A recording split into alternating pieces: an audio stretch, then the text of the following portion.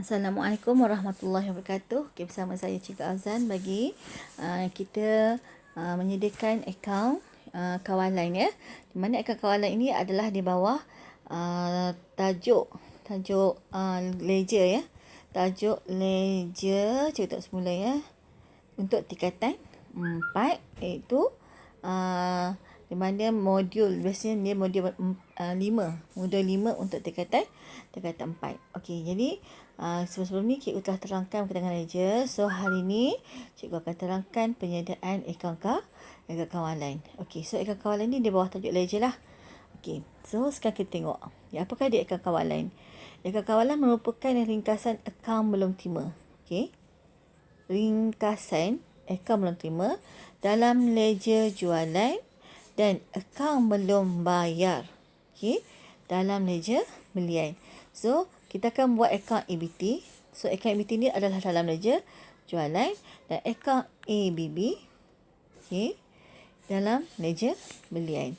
Okey, so jadi jenis akaun kawalan ni, akaun kawalan ada dua, itu akaun kawalan belum terima, akaun kawalan belum bayar. Tujuan penyediaan akaun kawalan adalah untuk memudahkan jumlah baki keseluruhan ABT dan akaun belum bayar dihitung.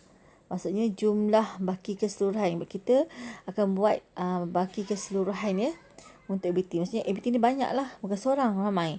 ABB pun bukan seorang, ramai. Jadi kita dapatkan baki keseluruhan.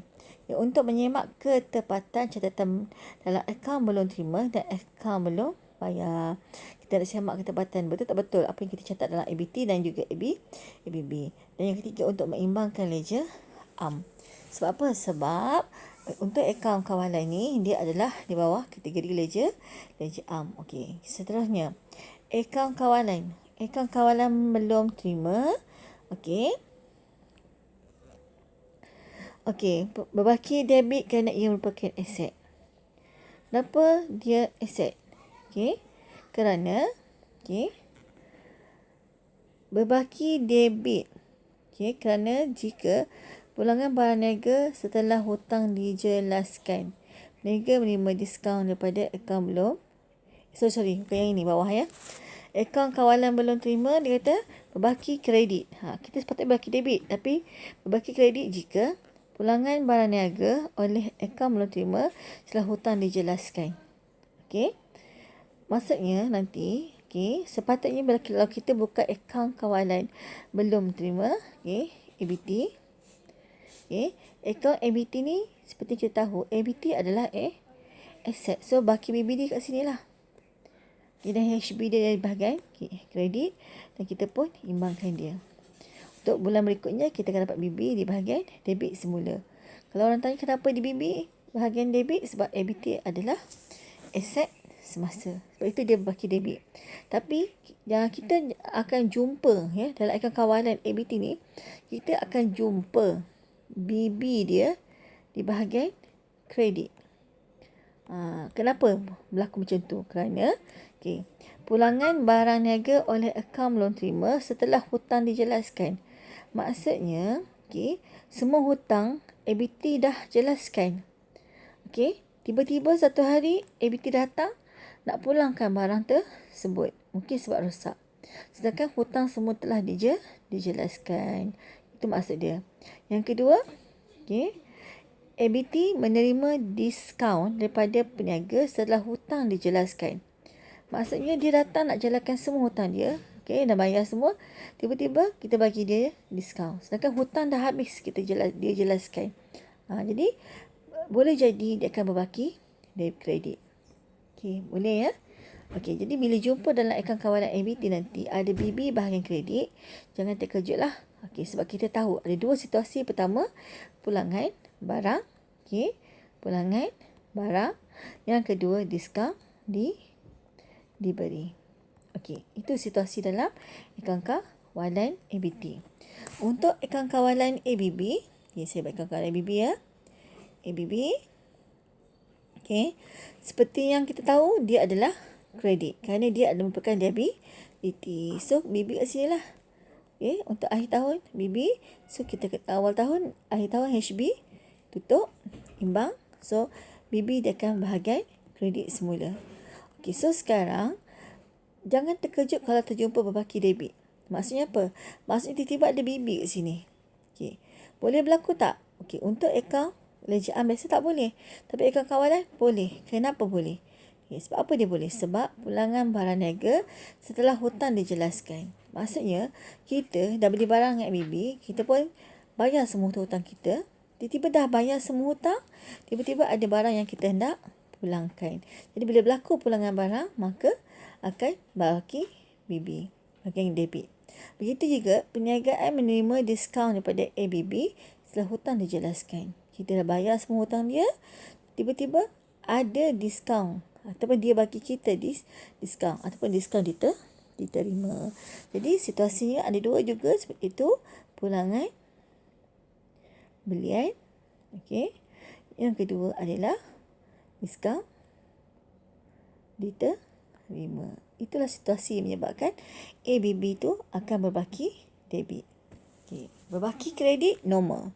Kenapa normal? Sebab memang kita ABB adalah liability. Okay. Begitu juga dengan ABT. Berbaki debit adalah normal. Sebab apa? Sebab kita adalah aset. Yang tak normal ni kalau berbaki debit, kredit. Okay. Kenapa dia bagi kredit? Sebab pulangan jualan. Dan juga diskaun diberi. Okay, boleh ya?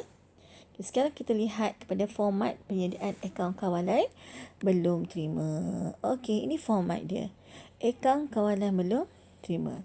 Jadi, dalam cerita akaun kawalan ni, kebanyakan soalan dia, kadang-kadang tu dia dah bagi dah. Baki BB, baki BB, baki HB, baki HB. Untuk ABT, okay, kita dah tahu ABT adalah aset. Yang normal ni yang inilah, bahagian debit dan berakhir bahagian kredit. Tapi yang kurang normalnya, inilah. Tiba-tiba ada baki kredit dan baki akhir di bahagian debit. So, okey tak? Ada masalah? Tak ada masalah. Okey, dan kadang-kadang tu bila dia bagi BB dengan HB, okey, kadang-kadang tu yang kita kena cari adalah balancing figure, iaitu jualan. Kadang-kadang tu. Dan kadang-kadang tu dia dah bagi semua. Kena cari BB dengan HB pun boleh berlaku. Jadi kita lihat bahagian debit dahulu. Okey. Bahagian debit ni menunjukkan apa? Sebut je dia ABT, asset. Kat sini kita boleh nampak. Sangat jelas apa kita nampak bahagian debit ni. Okay, dalam akaun kawalan, cikgu lebih suka kalau pelajar biasakan dengan situasi iaitu catatan bergu. Okay, yang pertama adalah jualan. Okay, jualan. Debit apa biasanya kalau kita jual barang pada ABT? Tentulah debit ABT. Kredit, jualan. Okay. Sebab itulah, bila kita buka akaun kawalan ABT, nampak tak? ABT berada di bahagian debit. Kreditnya adalah jualan. Jadi, nampak tak? Sebab itu kita masukkan jualan kita dalam bahagian debit. Okey, tak apa. Kita tengok dulu. Yang kedua adalah faedah. Ini faedah apa? Dah tentu debit dia, ABT. So, kredit. Okay, kredit adalah faedah. Faedah apa? Faedah diterima. Okey, so bila kita buka akaun kawalan ABT bahagian debit, okey, ini kan debit. Okey, debit kita masukkan maklumat kredit di bahagian debit atau dia punya catatan bergu dia. Yang ketiga adalah cek tak laku ataupun bank. Debit apa tu? Debit ABT, kredit, bank. Iaitu cek tak laku. Maksudnya, okey, ada situasi di mana kita dah bayar kita dah terima bayaran pada ABT dalam bentuk cek. Tapi cek tersebut tak laku. Cek itu tak ada pun duit dalam bank. Maka kita akan keluarkan balik semula cek tersebut sebagai kredit dan kita debitkan semula ABT. Maksudnya ABT itu masih wujud, masih ada. Okey. Okey, seterusnya yang keempat adalah diskaun diberi, dibatalkan. Okey, debit, ABT, kredit, diskaun diberi, dibatalkan. Okay, maksudnya kita masa dia datang buat bayaran pada kita pun terima bayaran. Masa yang sama kita kata tak apalah, saya nak bagi awak diskaun. So kita bagi diskaun, maksudnya diskaun diberi. Tapi Bila kita dapat tahu cek tu tak laku, adakah diskaun kita teruskan?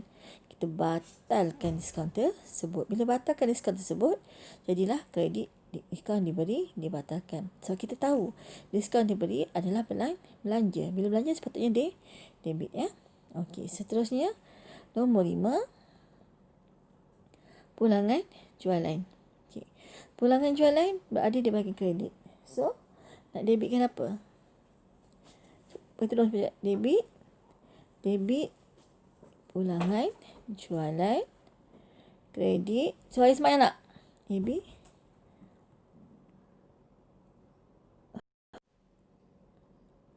Okey, so sekarang debit pulangan jualan kredit ABT. Okey, situasi yang kelima ni, cuba kita lihat yang pertama tadi.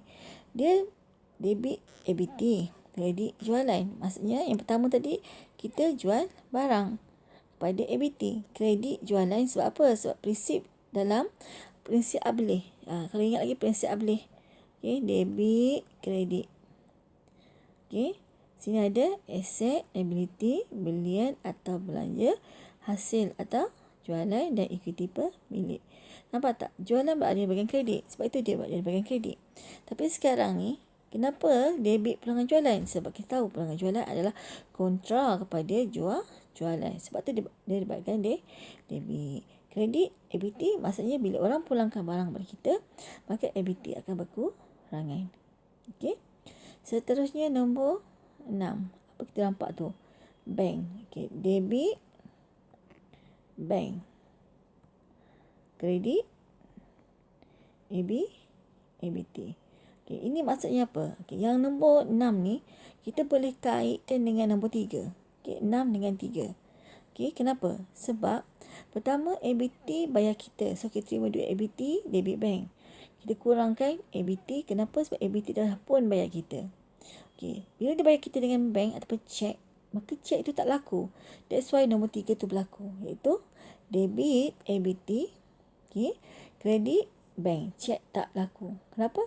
Sebab pada peringkat awalnya kita terima duit dia. Nombor 6 ni. Kita terima duit dan ABT pun berkurangan. Disebabkan cek dia tak laku, kita pun keluarkan cek dia dan wujudkan semula ABT tu. Maksudnya ABT tu bertambah semula. So, nombor 3 dengan nombor 6 ni ada kaitan ya. Tadi nombor 1 berkaitan dengan nombor 5. Nombor 3 berkaitan dengan nombor 6. Okey ya. Sekarang diskaun diberi. Cikgu buat kat tepi ni boleh tak? Sebabnya tak ada ruang ni dah. Debit diskaun diberi. Kredit ABT. Apa maksud dia? Maksudnya diskaun diberikan belanja. Nampak tak prinsip belanja?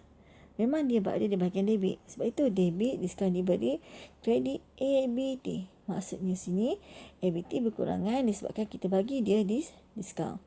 Disebabkan cek dia tak laku, okay, nombor 3, cek tak laku, maka kita akan tarik balik diskaun dia, iaitu pada nombor 4 ni. Nampak tak? Maksudnya yang diskaun diberi ni iaitu nombor 7 ya, nombor 7. Berkaitan dengan nombor 4, iaitu diskaun diberi dibatalkan. Asalnya kita debitkan diskaun diberi, kredit ABT. Disebabkan diskaun diberi dibatalkan, maka ABT pun wujud semula. Okey, so nombor 7 ada kaitan dengan nombor 4. Seterusnya hutang lapuk. Debit hutang lapuk. Okey. Kredit ABT. Sama. ABT ni, okey, hutang lapuk adalah belanja. Belanja berada bahagian debit. Okey, sama ya. Okey, tapi disebab sekarang ni ABT berkurangan kan? Okey.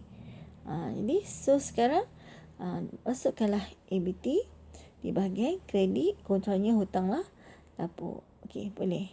Okey, so sekarang cikgu stop sampai hutang lapuk je. Kontra cikgu terang nanti selepas cikgu terangkan akaun ABB. Okey, so nanti pelajar kena ingat 1, 2, 3, 4, 5, 6, 7 dan 8.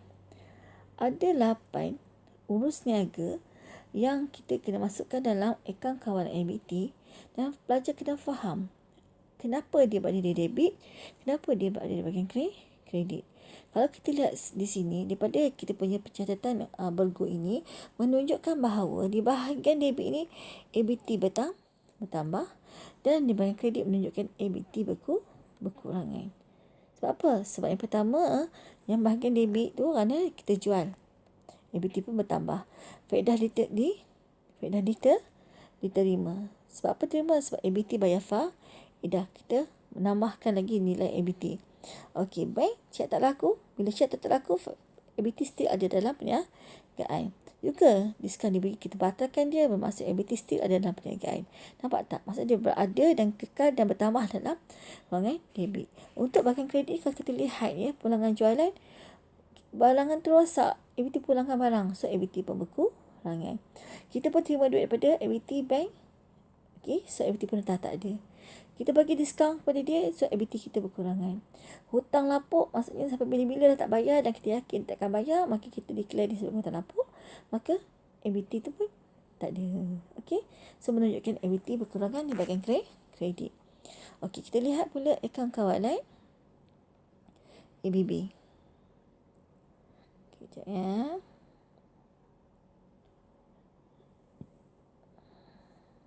Okay, untuk akaun kawalan belum bayar, ABB pun sama. Cikgu nak pelajar, kita tengok sama-sama ya.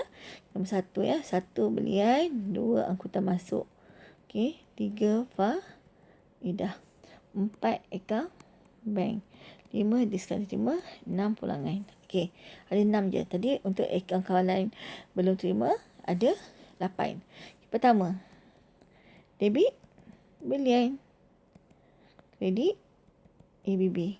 Okey. Jangan lupa rujuk apa? Rujuk konsep beli kan.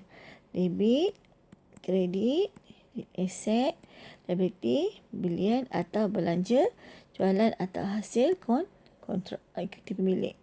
Ekuiti pemilik. So, debit belian, nampak tak? Belian dah tentu debit. Kredit ABB. Kenapa? Sebab ABB liability, ABB bertambah. Okay, maaf ya, ABB bertambah. Okey.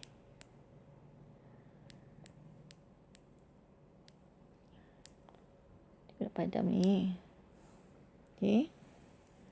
ABB bertambah. So, debit belian. Okey. Yang kedua, angkutan masuk. Debit, angkutan masuk. Kredit, ABB. Juga menunjukkan ABB bertambah sebab ada charge tambahan. So, angkutan masuk adalah belanja. Okay, yang ketiga, debit, faedah diberi. Kredit, ABB. Okey, kenapa faedah diberi? Okey, maksudnya apa di sini? Okey, faedah diberi maksudnya kita bayar faedah kepada ABB. Bila kita bayar faedah, maka ABB juga bertambah. Okey, nombor 4, debit bank. Debit bank ke? Debit ABB. Debit ABB, kredit bank. Apa maksudnya? Kita bayar duit kita kepada ABB, kan? Sebab kita beli. So, ABB pun berkurangan. Nombor 4 ni, kita berkaitkan dengan nombor 1. Mula-mula kita beli, ABB pun bertambah. Debit belian, kredit ABB. Lepas kita beli, kita bayar tak? Okay, kita bayar. Debit ABB, kredit bank. Maksudnya, ABB pun berkurangan. Okay. So, nombor 1 dengan nombor 4 ni adakah kaitan? Okay, diskaun diberi. Debit apa? Debit ABB, kredit, diskaun diterima. Apa maksud dia? Diskaun diterima kan hasil. Okey, diskaun diterima adalah hasil. Kenapa ABB kita berkurangan? Sebab masa kita bayar ABB, kita dapat diskaun. Jadi ABB pun berkurangan. Okey, dan nombor 6 adalah pulangan belian. Debit ABB, kredit, pulangan belian. Ya, maksud dia. Maksudnya adalah kita beli barang mula-mula. Lepas tu, barang tu rosak. Takkan nak simpan. So, kita pulangkanlah barang. Bila kita pulangkan barang, ABB juga berkurangan. So, yang nombor 5 ni, nombor 6 ni ada kaitan dengan nombor 1 juga. Kita boleh kaitkan juga. Okay, so semua format-formatnya cikgu telah terangkan kecuali kontra. Okay, jadi cikgu terang kenapa kontra tu ya. Okay, so untuk BB yang sepatutnya adalah bahagian kredit dan berakhir dengan bahagian debit. Tetapi bila kita nampak BB dia bahagian debit, tak ada masalah.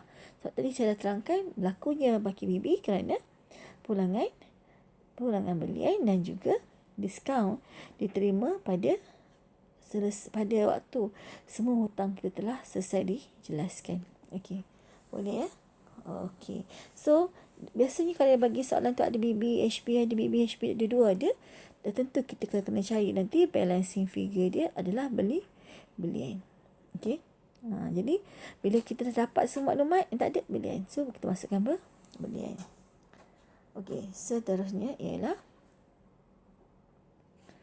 kita tengok catatan kontra. Apakah dia kontra? Kontra merupakan pindahan pada ledger jualan ke ledger belian atau sebaliknya.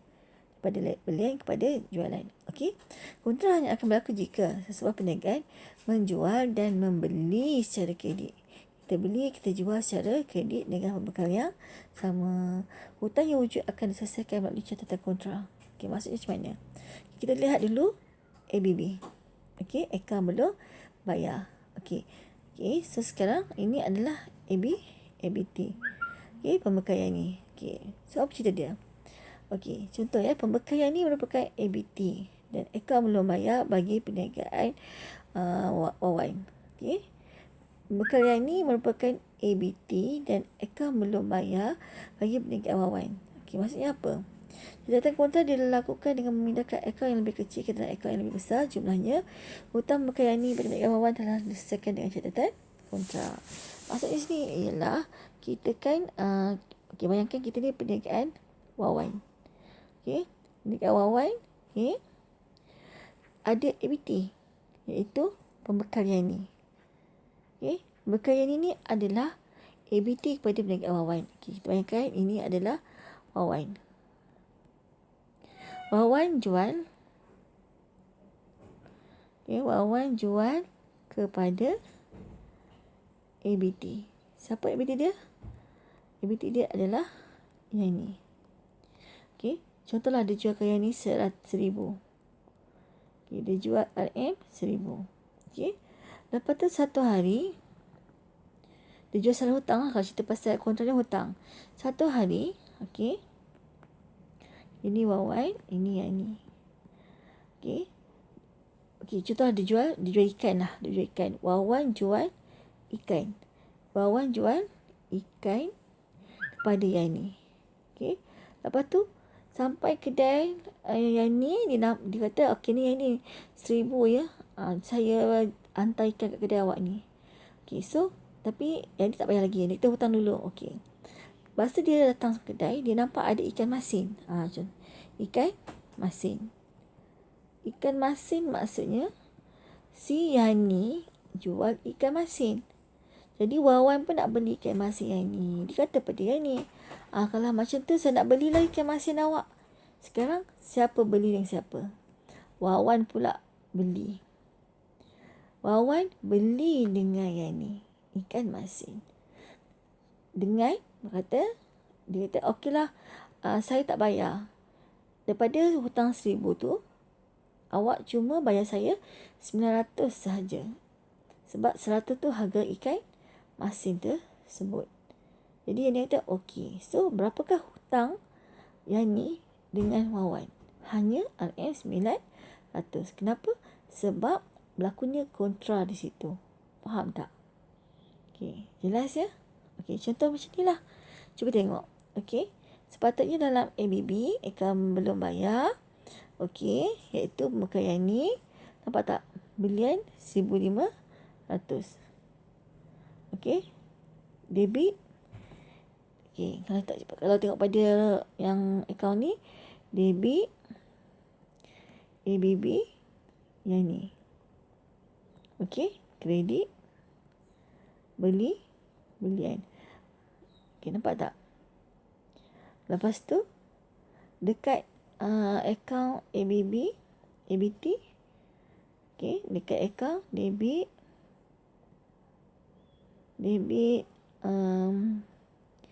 ABT yang ni. Okey. Sorry, ini terbalik ni. Okey, yang ni adalah debit belian. Kredit ABB yang ni. Okey, kalau yang kredit pula debit ABT yang ni. Okey, kredit jualan. Okay, nampak tak? Maksudnya debit kredit jualan, jual kepada yang ni. Okey, lepas tu debit belian, kredit ABB yang ni. Itu maksud dia. Mula-mula dia jual pada yang ni, lepas tu dia beli pula dengan yang ni. Nampak tak? Itu situasi dia. Jadi, untuk mengimbangkan debit dan kredit, hanya masukkan kontra. Okey. Maksudnya kalau kat sini, apa yang berlaku? Okey, debit belian, kredit ABB yang ni. So, kalau kat sini pula, debit ABB yang ni. Okey, kredit kontra. Okey, nampak tak? Okey, asalnya debit belian, kredit ABB yang ni. Okey, lepas tu ABB yang ni jual kepada kita. Debit ABB yang ni, maksudnya ABB berkurangan dan kreditkan kontra. Nampak tak? Mula-mulanya kita beli, ABB bertambah. Sekarang kita pula yang beli dengan ABB yang ni. So ABB yang ni berkurangan, kredit kontra. Kalau yang ni pula debit ABT yang ni, kredit apa ni? Okey. Tadi kita buat jualan tadi kan? Sorry, terbalik ya. Sini adalah kontra. Yang ni ABT ya. Yang ni. Okey, maksudnya nanti kita akan masukkan. Okey, pada peringkat awal kita jual pada yang ni. Dah jual pada yang ni, tiba-tiba kita pun nak beli dengan yang ni, maka yang ni pun berkurangan. So, debitkan kontra. Okay, nampak tak? Masa ni ABT bertambah, masa kontra ABT berkurangan. Okay, so inilah dikatakan catatan kontra. Sebab itulah bila kita masukkan dalam akaun ABT tadi, okay, kita masukkan dalam akaun ABT tadi. Cuba kita lihat. Ya. Okay, nampak tak? Akaun kawalan belum bayar. ABT kontra dia berada di bahagian debit. Okey. Maksudnya di sini adalah debit. Okey, ABB, kredit, kontra. Maksudnya ABB ni bertambah ke ABB berkurangan? Okey, maksudnya ABB bertambah. Betul tak? Okey, kita masukkan ABB kontra di bahagian kredit. Okey, begitu juga dengan akaun ABT. Tengok ya, ABT. So, ABT berada di bahagian kredit pula. Debit, kontra, kredit, ABT. Nampak tak? ABT berkurangan. So, masukkan kontra. Okey. Okay, begitu je ni. Maaf. ABT berkurangan. Okey, ABT berkurangan. Kontra. Okey, boleh semua ya? Okey, so untuk akaun kontra dah selesai. Okey. So sekarang implikasi akaun kawalan adalah kesilapan menjumlahkan akaun belum terima dan akaun belum bayar. Ini implikasi dia. Okey. Bila tak buat akaun kawalan, sukar kita nak kesan kesilapan berikut. Sebab tu kena buat akaun kawalan. Kalau kita tak buat akaun kawalan, memang kesilapan menjumlahkan akaun belum terima dan akaun bayar mungkin berlaku. Kesilapan meninggalkan catatan mungkin juga berlaku. Kesilapan memindahkan catatan. Sebab apa? Sebab akhir sekali kita akan dapat satu catatan yang tepat berkaitan akaun kawalan. ABB dan ABT. Sebab itu kena buat akaun kawalan. Okay, cikgu rasa tamat sudah untuk tajuk meja. Yang itu yang tajuk akhir akaun kawalan. So, kita akan buat soalan berformat SPM selepas ini. Okey, berjumpa cikgu dalam kelas akan datang. Assalamualaikum. Selamat berjaya cemerlang A+ bersama cikgu Afzan. Assalamualaikum warahmatullahi wabarakatuh.